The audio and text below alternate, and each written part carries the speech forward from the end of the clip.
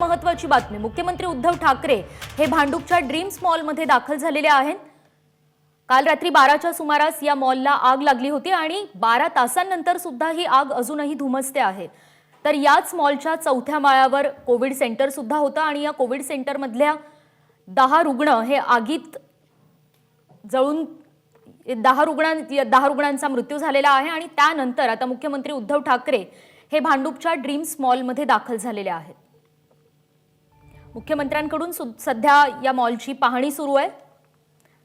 गेल्या 12 तासांपासून या मॉलमध्ये अग्नितांडव सुरू आहे।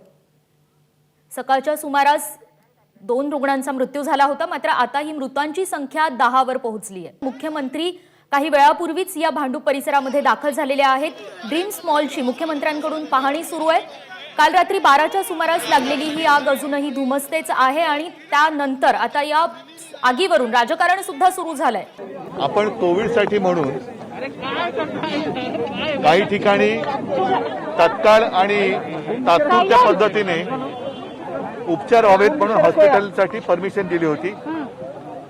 त्यातलंच एक हे मॉलमध्ये तयार केलं गेलेलं हॉस्पिटल होतं। गेल्या वर्षीची परिस्थिती आपल्याला आजही आठवत असेल।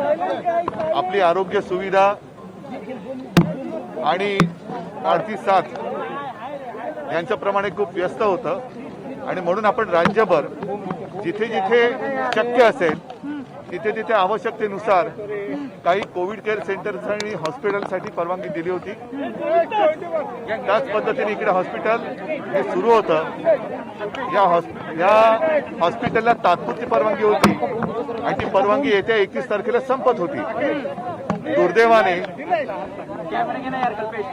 आपल्याला हेही माहिती आहे की दुर्दैवाने मला तर तळमजला होतं हा तळमजला पहिला मजला म्हणजे हॉस्पिटलच्या खाली असलेल्या दुकानं असतील काय असेल ते नोंद असेलच, तिथे आग लागली आणि ती आग पसरत पसरत वर गेली।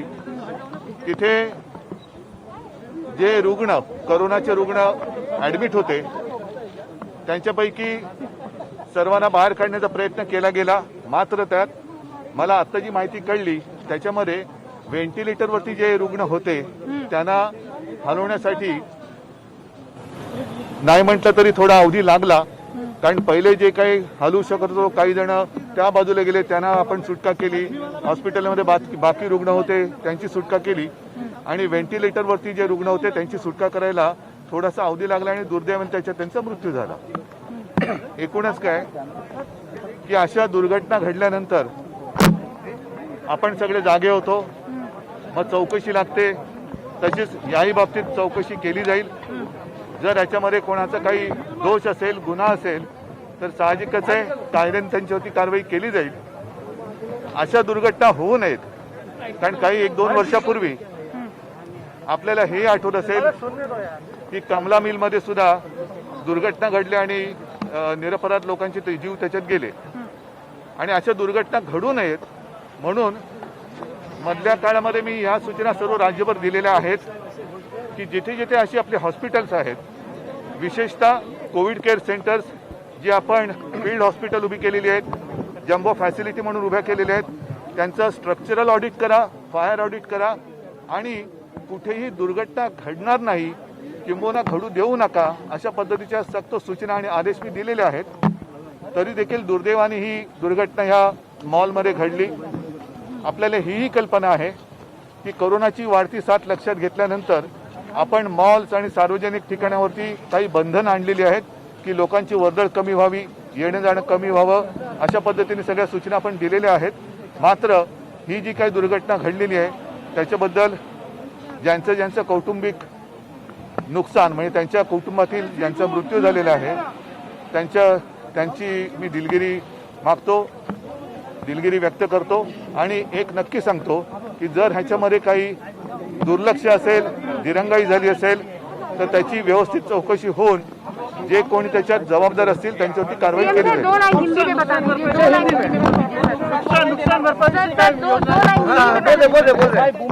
आप सारे लोग जानते हो कल जो यहाँ हादसा हुआ, दुर्घटना हुई, पिछले 1 साल से हम कोरोना से लड़ रहे हैं। पिछले साल जब कोरोना की शुरुआत हुई तो बेड्स नहीं मिल रहे थे, ऑक्सीजन नहीं मिल रहा था, वेंटिलेटर्स नहीं मिल रहे थे। इसलिए हम सारे लोगों ने इकट्ठा होकर कोरोना के साथ लड़ाई करने की शुरुआत की। और लड़ाई करने के लिए आपको 20 तारीख को वो समाप्त होने वाली थी, लेकिन अब आज तारीख 25-26 है, 2-4 दिन पहले ये दुर्घटना हो गई। एक बात मैं जरूर कहूँगा कि अगर इसमें कुछ किसी की गलती होगी या कुछ भी अनदेखी होगी तो कार्रवाई जरूर होगी। लेकिन फिलहाल जिन लोगों का मृत्यु हुआ है, सारे परिवार की मैं क्षमा मांगता हूँ। फायर ब्रिगेड ने काम जो किया है, अच्छा काम किया है। उन्होंने ज़्यादा से ज़्यादा जो भी वहाँ आपत्तिग्रस्त थे उनको बचाने की कोशिश की, लेकिन कुछ लोग जो वेंटिलेटर्स पे थे उनको हम नहीं बचा सके। उनको शायद शिफ्ट करने के लिए ज़्यादा कुछ तैयारी की आवश्यकता थी, क्योंकि वेंटिलेटर पर अगर कोई हो तो वेंटिलेटर डिस्कनेक्ट करना चाहिए, नहीं करना चाहिए, बहुत ही मामला गंभीर होता है।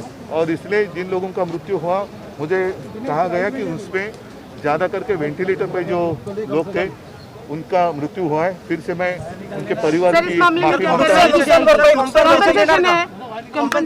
कॉम्पनसेशन तो जरूर दे देंगे। कॉम्पनसेशन तो फिलहाल जैसे मैंने कहा कि ऐसी कभी कुछ दुर्घटना घटती है तो उसके बाद हम आंखें खुलती है। ऐसी घटना नहीं होनी चाहिए, इसलिए पहले 2 महीने पहले ही मैंने सारे जितने अपने हॉस्पिटल है, आपको याद होगा विदर्भ में एक ऐसी घटना हुई थी, और उस वक्त मैंने सब पूरे महाराष्ट्र के जितने सारे हॉस्पिटल्स हैं उनको सूचना दी है कि शॉर्ट सर्किट हो, वायरिंग, फायर ऑडिट होना चाहिए। लेकिन ये जो आग लगी वो हॉस्पिटल में नहीं लगी, हॉस्पिटल के नीचे शायद कुछ ऑफिस होगा या दुकान होगा, वहाँ पर लगी और वहाँ से फैल गई है। और फिर से मैं एक बार कहता हूँ, कोरोना का संकट बढ़ रहा है, उस वक्त भी बढ़ रहा था। अपनी जितनी सारी आरोग्य के लिए व्यवस्था है वो उस वक्त कम पड़ रही थी, बेड्स नहीं मिल रहे थे, ऑक्सीजन नहीं मिल रहा था, वेंटिलेटर्स नहीं मिल रहे थे। इसलिए जहाँ भी आवश्यकता थी और आवश्यकता है वहाँ कुछ संस्थाएं आगे आई और उनको इजाज़त देनी पड़ी। यहाँ भी हॉस्पिटल का जो काम चल रहा था उसका भी आप रिपोर्ट लेंगे तो जो मुझे जानकारी मिली है कि हॉस्पिटल का काम ठीक चल रहा था, लेकिन आग लगी है वो इसके नीचे जो दुकान होंगे या ऑफिस होंगे वहाँ लगी है। सर कितने लोग मिसिंग हैं, कितने लोग इंजर्ड में से अभी तक जानकारी सर? नहीं, सारे के सारे लोग पूरे फायर ब्रिगेड के लोगों को सॉरी नहीं, आप बताइए ना सर, कितने लोग मिसिंग हैं? क्या लोग अभी भी ट्रैप्ड हैं अंदर? नहीं, इसमें टोटल 78 लोग एडमिट थे, उसमें से 10 मौत हुए हैं। बाकी के जो 68 लोग हैं उसमें से कुछ दूसरे कोरोना हॉस्पिटल में गए हैं, कुछ अपने घर में चले गए हैं। तो वो लिस्ट हमारे पास में है, कुछ 7-8 नाम है, वो अभी और कंफर्म होना बाकी है। इसमें से टोटल कल के एडमिशन्स यहाँ पे कल 84 लोग आए थे। 84 में से 50 पुरुष और 34 स्त्रियाँ थी। तो उसमें से 84 में से टोटल 10 मौत है और बाकी के ठीक है, दूसरे हॉस्पिटल में है या फिर अपने घर में है। No one is missing right now? नहीं, मिसिंग है ना, उनका कंफर्मेशन चल रहा है। Okay, we are trying to few people are there about whom we are still trying to confirm. CM साहेब, जानेवारीमध्ये ऑडिट झालं होतं, फायर ऑडिट झालं होतं जानेवारीमध्ये, आणि त्याच्यावर जेव्हा जो रिपोर्ट दिला होता ते योग्य रिपोर्ट नव्हता, तरी सुद्धा हॉस्पिटल चालू ठेवण्यात आलं होतं। एक सेकंद, मी पुन्हा एकदा सांगतो की काही वेळेला नाईलाजाने काही गोष्टी, जसं आज पुन्हा एकदा कोरोनाचं संकट भयानक वाढतं आहे आणि हे वाढतं संकट लक्षात घेऊन काही स्वयंसेवी संस्था असतील किंवा इतर डॉक्टर्स असतील, आणखीन कोणी असतील, त्यांची मदत घेणं आपल्याला एक आवश्यकता लागली। दरम्यानच्या काळामध्ये आपण याच नव्हे तर काही मॉल्सना आपण फायर ऑडिटसाठी सूचना दिलेल्या आहेत, त्यांच्यासाठी नोटीस पण आपण दिलेल्या आहेत आणि त्याची पूर्तता हे काही लोक करत आहेत, काही लोकांना वेळ लागतोय। काहीबद्दल आपण आता मी महापालिका आयुक्त महोदयांना पुन्हा एकदा सूचना दिलेल्या आहेत आणि त्यांनाच नव्हे तर पूर्ण राज्यभर मी आज सूचना देतो आहे की जिथे जिथे असे हॉस्पिटल्स असतील तिथे हॉस्पिटल जर का हॉस्पिटल शिवाय इतर कोणत्याही आस्थापनात असतील, म्हणजे जसं मॉलमध्ये असतील, आणखीन कुठे असतील, तर केवळ हॉस्पिटलचंच नव्हे तर संपूर्ण बिल्डिंगचं फायर ऑडिट हे केलं गेलंच पाहिजे। सर, या घटनेमध्ये निष्काळजीपणा कोणाचा वाटतो, मॉलचा वाटतो की हॉस्पिटलचा? त्याच्याबद्दल पोलीस तपास तर नक्की होईल, मात्र मी आपल्याला एक विनंती करतो की अजूनही आतमध्ये आग थोडी धुमसते आहे मला असं कळलं, म्हणून आतमध्ये कोणी जात नाही होत.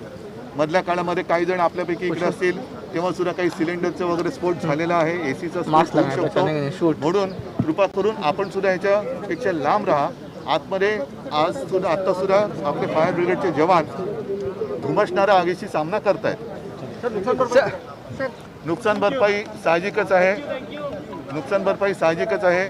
ज्या कुटुंबियांचं नुकसान त्यांच्या प्रिय व्यक्ती गेल्यामुळे झालेलं आहे ते तर आपण भरून काढू शकत नाही, परंतु ज्यांचा मृत्यू दुर्दैवाने याच्यात झालेला आहे त्यांच्या कुटुंबियांना आपण 5 लाख रुपये हे देऊ. सर इस मुद्दे के अलावा बीजेपी बोल रही है कि जो भी महाराष्ट्र में चल रहा है उस पर कोई कंट्रोवर्सी. सर तर येत्या 31 मार्चला या रुग्णालयाची मुदत संपत होती अशी माहिती मिळतीये आणि हा निष्काळजीपणा नेमका कुणाचा किंवा या आगीचं नेमकं कारण काय या संदर्भात अधिक तपास करता येईल असं मुख्यमंत्री म्हणाले. आतापर्यंत 10 रुग्णांचा या आगीमध्ये मृत्यू झालेला आहे. त्यांच्या कुटुंबियांप्रती मुख्यमंत्र्यांनी दिलगिरी व्यक्त केलेली आहे आणि या मृतांच्या कुटुंबियांना योग्य ती मदत करण्यात येईल, नुकसान भरपाई देण्यात येईल असं आश्वासन सुद्धा मुख्यमंत्र्यांनी दिलंय.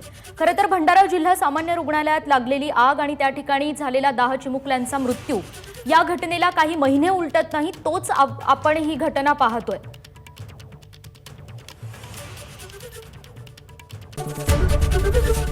एबीपी माझा, उघडा डोळे बघा नीट.